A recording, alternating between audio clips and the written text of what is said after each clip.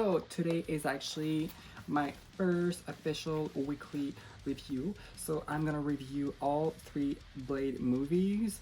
So I will give you my insights, I will give you my rating, I will give you my critique, pros and cons.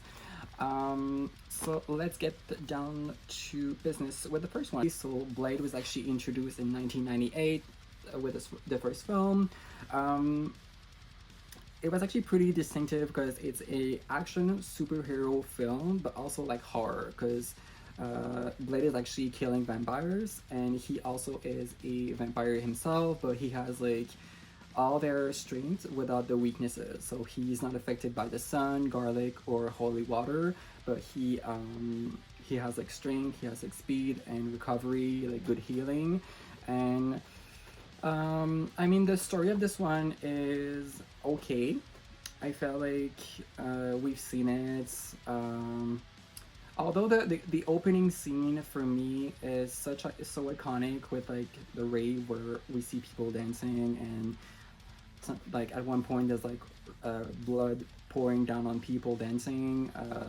They're all like vampires and they're just like um, uh, and that's when we actually are introduced to Blade, who gets in the party and kills everyone. But yeah, I mean, I feel like the the pros were that Wesley Snipes is actually a great Blade. Like he actually gives life to the role. He is really good. He like makes like comic book poses, the way he moves, the way he poses, the way he fights. I always thought he was like so badass when I grew up watching these films. But the fighting scenes were good. Um, the villains were okay. I just felt like yeah, the story was okay. The characters were okay. Um, another thing I thought that wasn't that great is probably like the CGI. Like the CGI maybe at the time was okay, but it did not age well. Like special effects in this one are not that great. So I mean, yes, I would say it's still worth a watch for sure. I would give it like a 6.5 on like 6.57 on 10 would be my final like rating. And yes, Blade 1 is still approved. Moving on to Blade 2. So this one came out in 2002, and this one is actually directed by Guillermo del Toro. So for those who don't know, he is actually a director who did like so many gorgeous films, so many good films, such as Pan's Labyrinth, Pacific Rim, Shape of Water, Crimson Peak. So he's really known for like having strong visual, and he like if you kind of watch his filmography, you kind of notice he has like a style of filming. So you kind of notice the same like cinematography, which is really good in this one.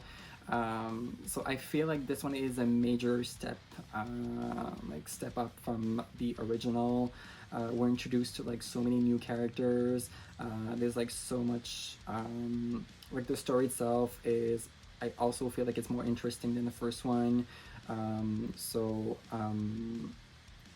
Yeah, so visually this is really gorgeous, and also the fighting scenes on this one are really really good as well. This one is probably like my favorite of the franchise. It was really good. Like honestly, I really had a good time, and I like recently rewatched it, and I was like, okay, well, this is fun.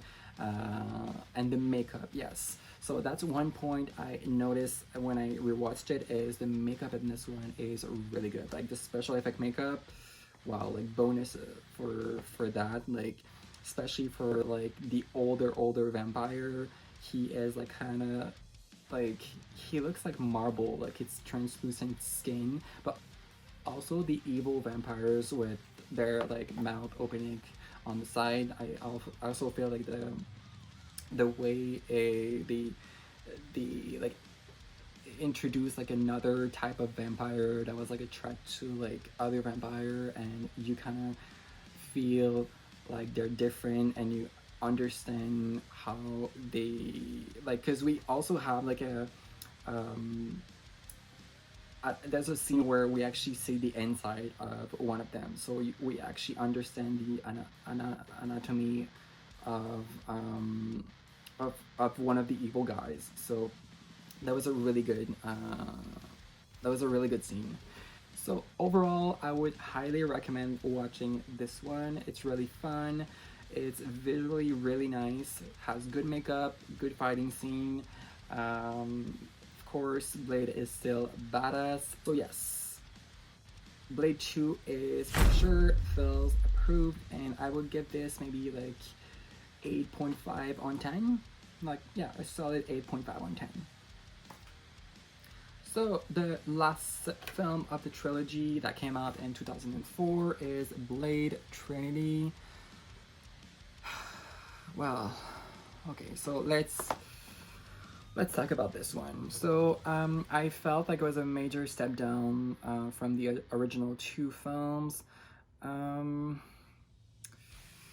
I just felt like the introduction of like the new characters were not giving anything new and not bringing anything interesting to the table, and I just felt like the characters from Ryan Reynolds in this one was so annoying. Like he was always like making like dirty jokes or like swearing or just being. He was like kind of acting as if he was like pre-Deadpool. Is that if that makes sense? Like he was like acting like super cocky and just like I don't know, like he wasn't likable, and I just felt like Jessica Biel, who is like supposed to be like a super badass archer, is kind of weak and like kind of like not I don't know. I didn't feel like she was like strong enough for the actual character. I just felt like she wasn't badass enough for her character. Like I don't know. Like and just the story was awful. Like honestly, like the I felt like the one like my main issue I think is the casting. Like easy because even for the evil guy who's supposed to be like Dracula, so Dracula himself is like supposed to be like the nemesis of this film, and I just feel like he was like miscast because honestly he looks like kind of like a douchey Jersey Shore guy, and I was like am I watching Blade? Like yeah, so I was yeah, no, okay, I remember the fighting scene at the end. He's like transforming into his like more I guess original form, but he still has like his like gold chain as a monster, and I was like, what is this? Like he's like a super like creepy badass monster with a gold chain. So I'm like I kind of like I don't know, like I have so many issues with this film. Like I felt like the pace wasn't consistent. I felt like all the new characters that were introduced were not interesting. I felt like the evil guys were not interesting either. I just felt like the story wasn't inventive. So yeah, I did not enjoy this film, and this is not Phil approved.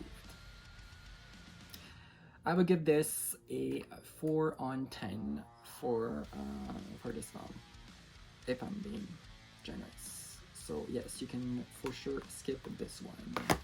In conclusion, I would recommend to watch the first and the second film of the Blade franchise, and you can probably skip the third one because it's honestly awful and it doesn't bring anything else new to the table. So enjoy the two first film and let me know if you do enjoy them, and let me know if there's something I'm actually missing out on the films, if there's an element you want to add about my critique, or if you agree or disagree. So bye guys.